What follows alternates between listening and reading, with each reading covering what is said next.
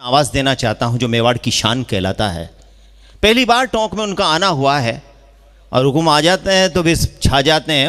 उनकी सरपंचाई के बहुत बड़े बड़े किस्से हैं। वह जब बोलते हैं तो हम हमेशा उन्होंने महाराणा प्रताप के प्रताप को बखाना है। वो कोई और नहीं, हमारे रणजीत सिंह राणा है।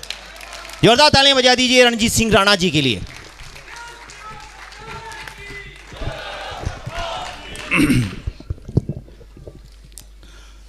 पवार साहब बता रहे थे कि 15-20 मिनट बचे हैं। मैं तो कह रहा हूँ मेरे लिए तो 5 मिनट ही काफ़ी है। बस एसडीएम साहब के हाथ से लिफाफा दिला दो। कहाँ की माथा फोड़ी करनी। वैसे कवि सम्मेलन तो उसी समय पूरा हो गया था जब वेद जी ने कविता पढ़ी, और उसके बाद जो समय और था उसमें वही दिनेश देसीगी ने जो पारी खेली, उसके बाद तो कवि सम्मेलन हो गया। अब आप जबरदस्ती से ही गुलाब जामुन के बाद रायता खाना चाहते हो तो हमारे को भी सुन लो। कोमल नाजुक के बाद मुझे उतारा। आपको ऐसा लग रहा होगा जैसे दूरदर्शन के बाद कृषि दर्शन आ गया हो। अच्छा, बहुत से लोग तो मेरी मूंछों से आतंकित हो रहे होंगे। मैं बहुत कम समय में बड़ा काम कर दूंगा। और एक हमारे अंतर्राष्ट्रीय शायर साहब यहाँ विराजित है, मैं भी उनको सुनने का मन रखता हूँ, इसलिए सुनूंगा। ठीक है। बार बार इन्होंने कहा इनका क्रम नहीं है, मैंने ये कर दिया, इनका क्रम नहीं, ने ये कर दिया, इनका क्रम नहीं। देखो, सब लिफाफा लेने आए हैं। आप नचाओगे जब नाच लेंगे, हमारे क्या फर्क पड़ रहा। तो ये सब के क्रम बेके वही है। वेद जी हमारे बहुत सीनियर कवि हैं और बहुत सालों पहले से हमने साथ कविता पाठ शुरू किया। हमसे तो काफ़ी सीनियर है। वेद जी राजनीति में भी काम करते हैं, इसलिए इनका एक बड़ा अनुभव है। आपको एक जानकारी नहीं होगी, वेद जी को टिकट मिला था। राजनीति में तो मैं भी काम करता हूँ, मुझे अब मिलेगा। तो परिणाम एक जैसे ही आएंगे। वेद जी को टिकट मिला, ये हार गए, मुझे भी मिलेगा तो हम कवियों को कौन वोट देवे। बेकार की रिस्क नहीं उठाते हैं। पर वेद जी का एक बहुत बड़ा अनुभव है जो इन्होंने यहाँ पे साझा किया। वेद जी के लिए बहुत कम समय था जो इन्होंने पढ़ा है। हाँ, बिल्कुल बिल्कुल। बाकी तो हमने वो 92-93 का जब वेद जी का दौर देखा, क्या वो जलवे थे। ठीक है, वो समय अलग था। आज भी वेद जी ऊर्जा के साथ काव्य पाठ करते हैं। मैं वेद जी पे ज़्यादा नहीं जाऊँगा। मैंने कहा मेरी मूंछों से आतंकित हो रहे होंगे आप, तो शुरू में 2 पंक्तियाँ बोलता हूँ, उसके बाद मुझे पता लग जाएगा कि आप 2, 4, 5 मिनट मुझे कैसे सुनेंगे।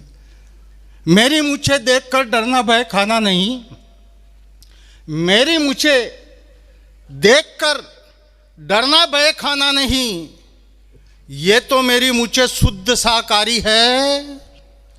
और अगली पंक्ति आप तक पहुंचे तो ताली बजाना कि मेरी मूंछें देखकर डरना भय खाना नहीं, ये तो मेरी मूंछें शुद्ध शाकाहारी है।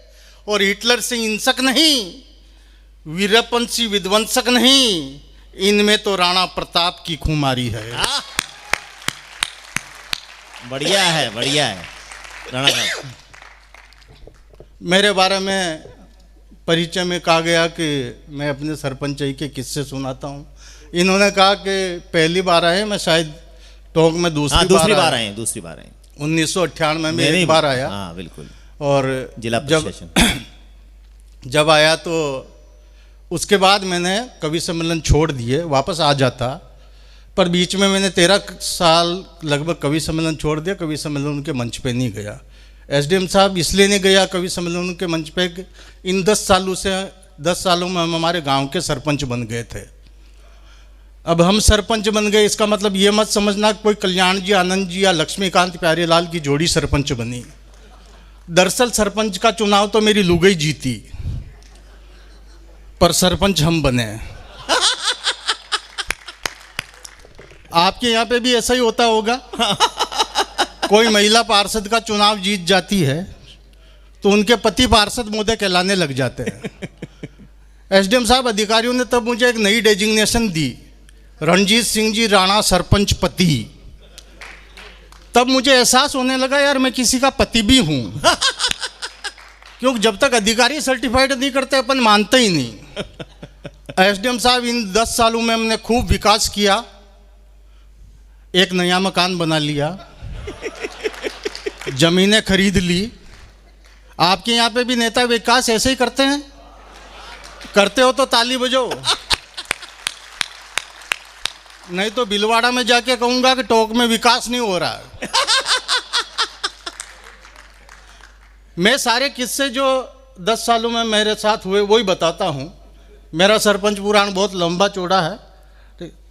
हमारे एक मित्र उस वक्त विधायक बन गए, तो उन्होंने पंचायत में विधायक विकास निधि दी, एमएलए लेट दिया कि बोले इससे विकास करना है। आप यकीन मानना, मैंने एमएलए साहब के फंड से ऐसी जगह पुलिया बना दी जहाँ नाले थे ही नहीं। वो तो अगली बार मुझे लोगों ने हरा दिया चुनाव, नहीं तो इस बार नीचे से नाले भी निकाल देता। विकास हमेशा चलता रहता है। अच्छा, मैं तो आपको बताता हूँ, सरपंचों के लिए कहते हैं लोग बाग कि सरपंच भ्रष्ट होते हैं, रिश्वत खाते हैं, ये करते हैं वो करते हैं। ऐसा कुछ नहीं होता है एसडीएम साहब। सरपंचों को ये सारे काम मजबूरी में करने पड़ते हैं। मैं आपको हकीकत बता रहा हूँ, हमारे वहाँ से एक रामदेवरा की तीर्थ यात्रा निकलती है, पैदल संग जाता है रामदेव जी के वहाँ। तो वहाँ बच्चे लोग उनकी व्यवस्थाओं के लिए पैसा जुटाते हैं। एक दिन मैं अपने पंचायत भवन में बैठा था, तो बच्चे लोग आगे रसीद बुक लेके बोले साहब पैसे दो, हमारे यहाँ पे व्यवस्था करनी है, रामदेव जी का संग जाएगा।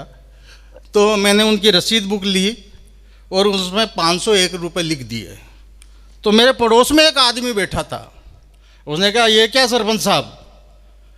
मैंने कहा 501 है।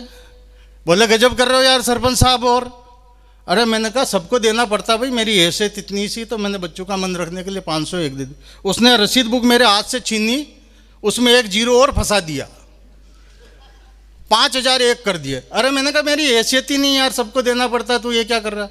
बोले सरपंच साहब वो कहीं से भी निकाल लेना। अब यकीन मानना, 10 दिन बाद उसके एक पाइपलाइन की एनओसी की जरूरत पड़ गई। वो पंचायत भवन आया, मैंने कहा दे 10,000। अरे बोले उनको तो 5 ही दिलाए थे। मैंने कहा अगले साल फिर तीर्थ यात्रा निकलेगी। तो ऐसी स्थितियां सब मजबूरी में होता है।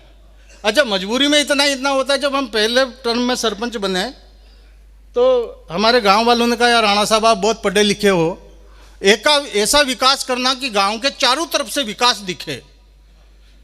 अब गांव वालों ने कह दिया तो उनकी बात माननी पड़ती है। तो मेरे गांव में एक तरफ मैंने स्कूल की बिल्डिंग बनवा दी सरकारी पैसों से, ठीक है ना।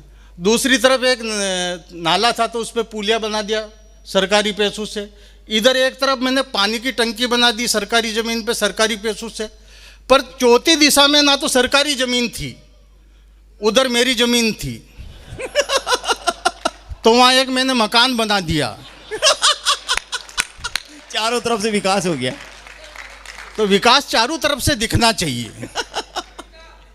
हाँ, हाँ? आ रही कविता आ रही। ये कुछ नहीं है, चलो वही सुना देते हैं। मैं अपने सारे रंग जानता हूँ। 4 पंक्तियाँ सुना के, यदि आप सरपंच पुराण ज़्यादा नहीं सुनना चाहते हो तो मैं यही समाप्त करता हूँ। हाँ। ये होता है क्रम तोड़ने का नतीजा। पर मुझे पता है मुझे कब क्या करना है। सबने अपनी बात की मेरे परिचय में कहा गया कि मैं राजस्थान की भी बात करता हूँ। अंतिम 4 पंक्तियाँ पढ़ के अपना स्थान सुरक्षित करूँगा कि राजस्थान के बारे में सारे लोग अलग अलग प्रकार की बात कहते हैं। राजस्थान शौर्य का हो, राजस्थान बलिदान देता है, राजस्थान वो देता है। रणजीत सिंह राणा एक नई बात कहना चाहता है। पंक्तियाँ देता हूँ कि हम राजस्थान के लोग, हम राजस्थान के लोग, हम राजस्थान के लोग। और अगली पंक्ति आपको लगे कि बिल्कुल नहीं है और हकीकत है, तो सबको जिस प्रकार से आशीर्वाद दिया उस प्रकार से आशीर्वाद मुझे भी दे। हम राजस्थान के लोग, हम राजस्थान के लोग, हम राजस्थान के लोग इसलिए गर्व से सीना तानते हैं कि हम राजस्थान के लोग इसलिए गर्व से सीना तानते हैं कि हम प्रेम में जहर भी पीना जानते हैं। हम राजस्थान के लोग इसलिए गर्व से सीना तानते हैं कि हम प्रेम में जहर भी पीना जानते हैं। इतिहास ने ना कभी देखा ना कभी ऐसा सुना, एक तरफ मेलू का संपूर्ण वैभव, एक तरफ केवल कृष्ण प्रतिमा। उस मेवाड़ की महारानी मीरा ने वैभव को ठोकर मारी और कृष्ण प्रतिमा को चुना।